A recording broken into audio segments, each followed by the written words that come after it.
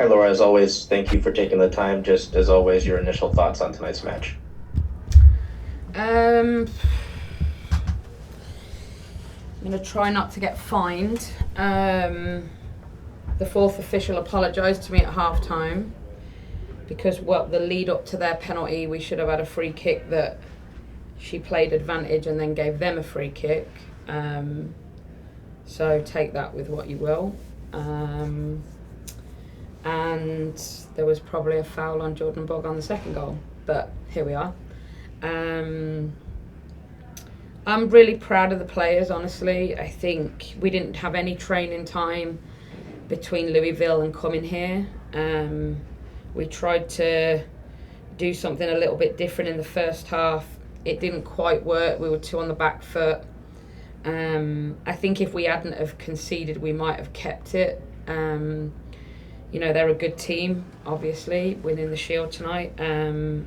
With the record that they have, they don't need help.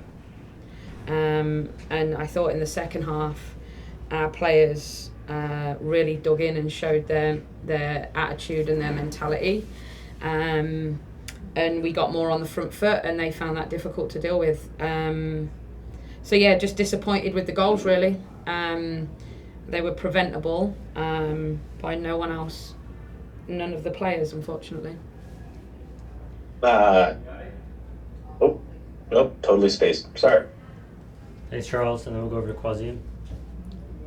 Hey, Coach. So you talked about the switch into the second half. Obviously, a different formation, but how do you think the subs kind of changed the game with Fishlock, Darlene? The second week in a row, they've kind of come in and changed the dynamic of the game.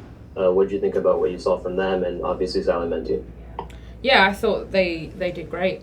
I think when we know what we're chasing, I always feel like our subs come on and do a good job. And they did that. I think Jess and Maddie's relationship and movement caused them a ton of problems. We just lacked that little bit of final finish, really. I thought in the second half we were by far the most dominant team. And then in terms of Mia Fishel, she looked pretty physical in the midfield, kind of winning balls in what was a tough first half. What did you see from her in these last two starts that you've liked, and what would you like to see her build on, and how's she doing after that ankle injury? Yeah, I'm not sure we're going to see her build on much, to be honest, unfortunately. I think Mia's been great. I think she's... that's what she can do. She's great at holding the ball up. She's great at finding space. And that's something that obviously we want to add into her, but from the looks of her right now, I'm not sure we'll be doing that for a while. All right, and then we'll go over to Jada. Thanks. Just for clarification, you're thinking that it's going to be a serious ankle injury, or I know there aren't that many games left to. Yeah, I don't know, but just we're looking at it. I doubt it's a week thing. Yeah. And then also with, there were some, questionable calls, but being able to just keep it to a penalty, was there any, what was the mood like, I guess, maybe at halftime, with making some of the changes? Was that hopeful at all because of the fact that you didn't give up a goal in the run of play in the first half? Yeah, but we put ourselves under a lot of pressure because we couldn't get up the field. Whereas obviously in the second half we played a lot of the game in their half, so that felt obviously feels better doing that. I think if we'd have taken one of those chances that we created, I feel like the game might have been different. Thanks, Jada, and then we'll go over to Andrew. Laura, the second half was pretty physical at times, certainly some players down with contact injuries. Did you feel the team handled the physicality of the game well, or was that something you were hoping the ref would step in and adjust?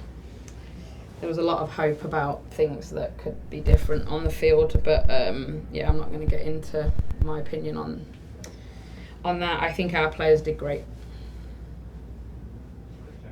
Thanks, Andrew. And then Charles? Yeah, I remembered it. Sorry. Phoebe and Maddie both talked about how infuriating sort of the match was, but also watching Kansas City celebrate the Shield. Just as a coach, how much do you hope that maybe they take some of the frustration from that and carry on? Obviously, you're worried about yourself, right? Your own club, but maybe to have a little bit of extra fire. Do you want them to hold on to that as they move forward? Yeah, well, we've won the Shield 3 times and never been presented it on the night we've won it. So I'm sure that triggered a lot of our players as well, which I said to the commissioner walking off. I've won the Shield 3 times and never been given it on the night we've won it. So interesting that it was here tonight. And then last one, I'm asking this for Bella. Bella was wondering just the thought process behind having Jess come off the bench as opposed to starting in this one. Honestly, just management of her, really. We're not foolish. We know coming here is really challenging. Their record speaks for itself, and making sure Jess, among others, can be ready to go for our home game next week is a big priority for us. Thanks, Charles, and then Jada. Thanks. I did want to ask about that as far as the Shield presentation, T-shirts, confetti, on the field, what do you call it, stage and whatnot. I just kind of wanted to, as far as history goes, you guys haven't, I don't believe having that. And then also I just, with that being Vlatko too, was there anything, I mean, you guys have history, you as coaches have history too. So was that hard to kind of, kind of concede to him at that time? Not really. I really like Vlatko. I'm really happy for him. I just find it interesting that we've won it 3 times and we've never had this fanfare. The league's never done this for us, but they're doing it for Kansas. So we'll take that and deal with it however we want to, but it's just reality. I know that in 2022, when we won it, the Shield was actually in Gotham, where Portland was. So obviously people didn't assume we were going to win it. And in 2014 and 15, we won it as early as these guys have won it and never got it until later in the season. So it is what it is. It's just reality. But hopefully the day comes again when we win it and we win it at home. And I'm sure, well, I hope that the same will be done as it is tonight. I don't know what's going out on the field. I was off the field before they were doing any of their celebration. Yeah. Do you think, though, too, I mean, there's been a different commissioner, things like that. Do you think that it's kind of just the development of the league? Like, would you want that kind of fanfare in the middle of a season for something like that? Is that even something that is a good improvement? Of course. I mean, choose the commissioner in 22, no? Oh, no, yeah, no, you should for sure, but you guys want it later. My thing is that, just in the bigger picture, like, regardless of when it happens that you win the Shield, but you want that kind of thing if it... Absolutely, it's hardest league to win in the world. Yeah. In my opinion, it's harder than winning the championship. So I think winning the Shield is the hardest thing that you can do in women's football. That's my opinion. So you should get celebrated as much as you get celebrated winning the championship. We've taken strides towards that as a league. Unfortunately, there was no surprise that we won it in 22. They just had a choice to make. They could either make sure there was a Shield at each place or decide that they were going to take it to Gotham, and they took it to Gotham.